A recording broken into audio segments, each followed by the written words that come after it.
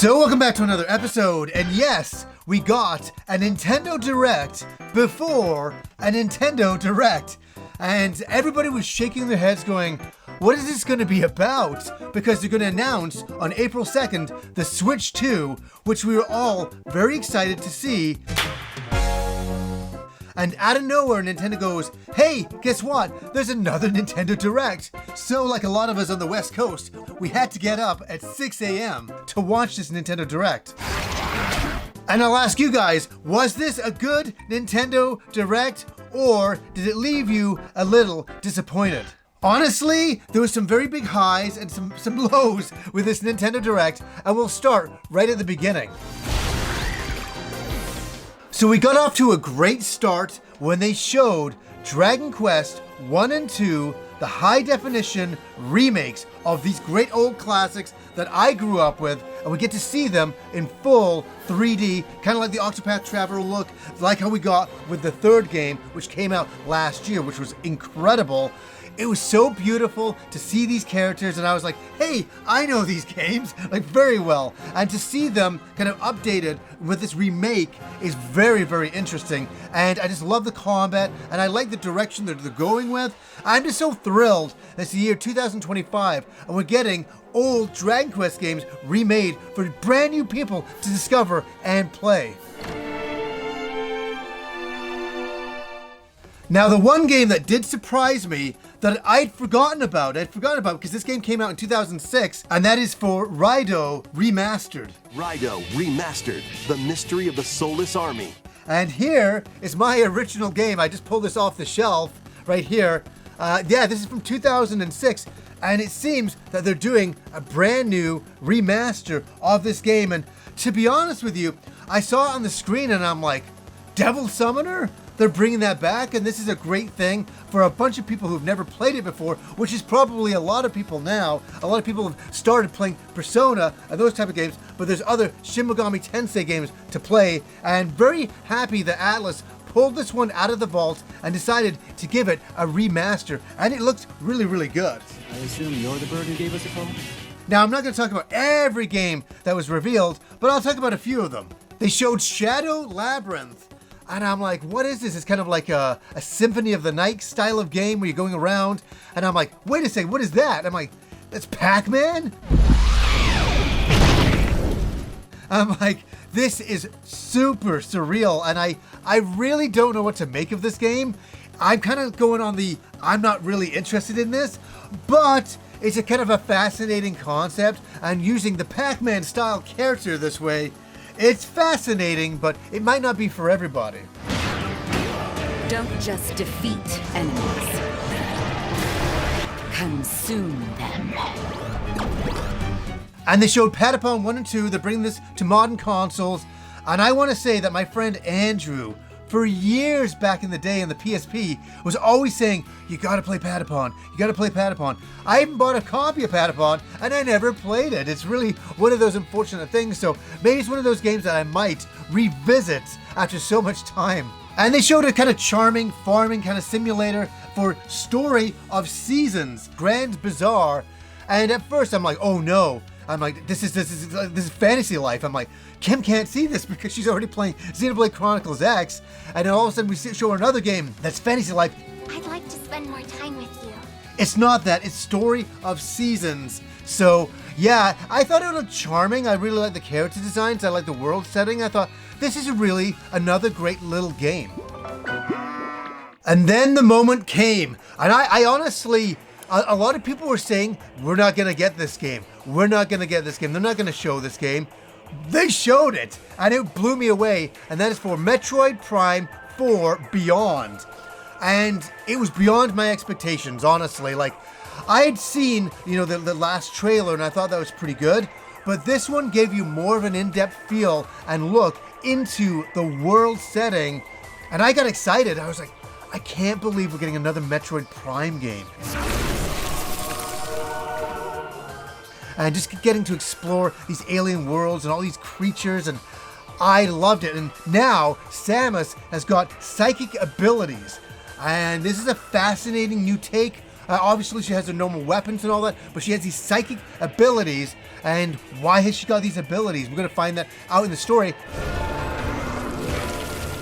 But I gotta admit, the one thing of the showing today for Metroid Prime 4, it really sparked my imagination again for Metroid Prime, and made me remember why I liked Metroid Prime so very much. And I just love the mystery of the alien planets and exploring. That's what it's always been about for me. I love the action, I love the adventure of it, but the exploring of these alien environments, and this one looks really amazing. And I love her brand new suit that they show at the end.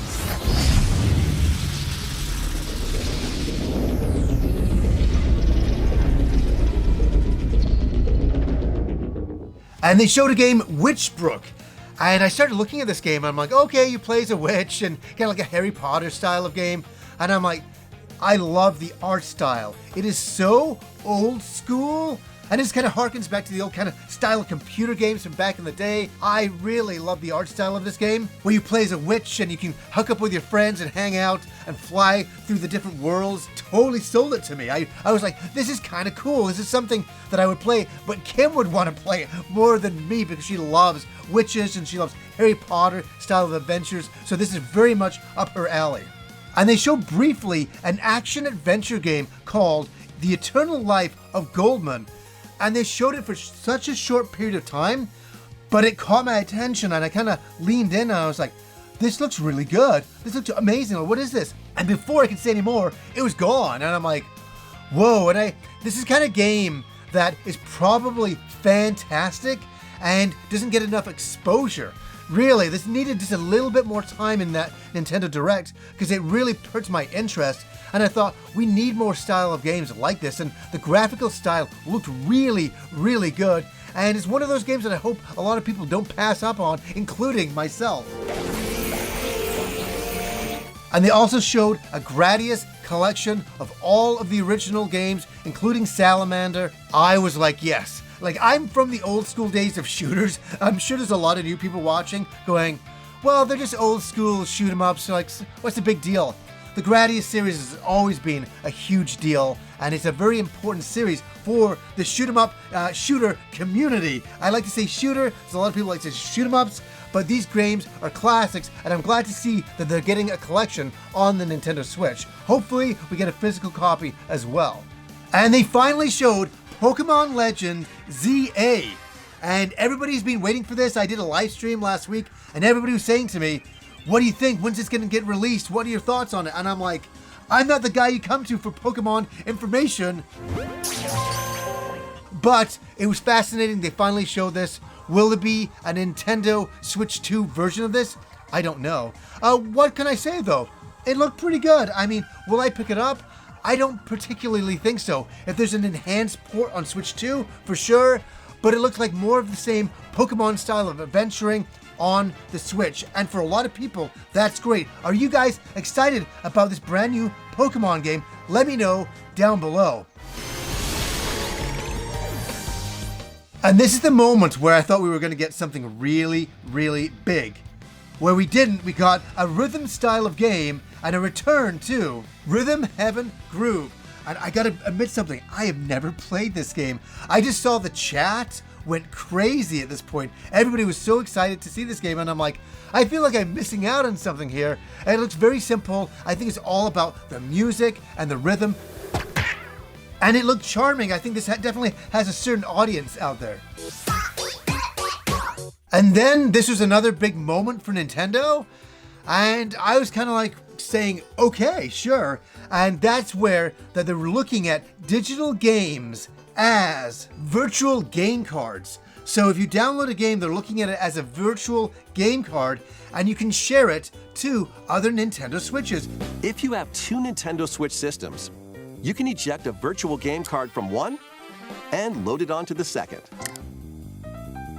Now you can play this game on the second system wherever and whenever you want, just as if you had inserted a physical game card. And if you have a family plan, you can share it within your family, but only for 2 weeks at a time. Then it goes back to your original Switch. And I was like, this is a pretty cool idea. I don't know why this wasn't available 2 years ago. Right at the end of the Switch's life, we get this. Is it welcome? Absolutely. That you can share your games? This is a real great step going forward to be able to share games like the good old days. So this is a very welcome feature, and I think a lot of families are gonna love this for sharing within themselves, and also just sharing with your friends in general. Now, I didn't expect to see this one, and it's coming out later today. They are doing a remaster of Saga Frontier 2. The one thing is, I played this game when it was originally released, and I want to say this. It's a beautiful style of game. All of the backgrounds look like they're hand-painted with the character sprites on top. And I gotta say, it has a beautiful look to it. Is it an incredible game? I wouldn't go that far. Is it a game that is kind of interesting to revisit? Certainly, at a reduced price. I think there's a certain price point for this game and it's worth jumping in at. But I'll always think back to seeing the beautiful hand-painted backgrounds that me and my friends back in the day marveled at. We were like, oh my god, Squaresoft back in the day. They can do no wrong. Every game they create is amazing. I even have an art book of this entire game. Okay, this is the real odd one for me. This is the game, one of the games that really stood out, besides Metroid Prime 4, obviously. And you'll be like, why? Why would this game stand out? I can't explain it. I love anime golf games. And you're like, what? I really, really do. And this one is Everybody's Golf Hot Shots. And I was like, this is a game that I would absolutely buy. I love the art style. I love the kind of the anime aesthetic and golf. There's something that goes hand in hand with my brain and just goes like this. I like this. And it doesn't make any sense, especially anime style baseball games give me the same vibe. I'm not into a lot of sports games, but golf anime games and anime baseball games both catch me. And this game intrigued me and I was looking at it and I was like really happy with it. And I'm like, yeah, I would definitely buy this. Nice shot. And they showed a 4-player side view action beat 'em up Marvel game, and that's for Marvel Cosmic Invasion. And I was like, oh, we're doing a return to the good old sprite days, and we're doing a 2D beat 'em up again. I'm like, this doesn't look bad. And I'm like, I feel that this game won't get the hype it maybe deserves, but I would like to play to see how good of a beat 'em up it is. It looked all right. I gotta say that the opening cinematics of it looked really good. I'm like, this kind of honors the comic book feel of the originals, and the sprite work looked really good. And I'm like, will this game get the hype it kind of maybe deserves? Now, this is the bit where everything kind of went a little south for me, for certain. I'm like, we're at the end. Here's the big announcement. Because I really thought that Metroid Prime 4 would be the end announcement, but they showed that right at the beginning. So I'm like, oh, the big stuff is at the end. What are we gonna get? Another Fire Emblem game? Another Zelda game? What will it be? I'm like, this is gonna be exciting. And they announced something and they're like, here we go, one more thing. And I'm like, here we go. And all of a sudden we started having this overhead look and I'm like, what is this? And I'm like, oh, this is Animal Crossing. I kind of hear the voices. I kind of see a little bit of the graphical style. And I'm like, wait a second. This doesn't look like Animal Crossing. I'm like, maybe this is a new style of Animal Crossing? How refreshing. No, it's Tomodachi Life, living the dream. And I'm like, okay. I wasn't angry. You know, I never get angry during these things by any stretch of the imagination. But I was just like, okay, all right, this is one of the end games. And I was completely deflated. I was like, oh, we're ending that way. And then I'm like, no, one more thing.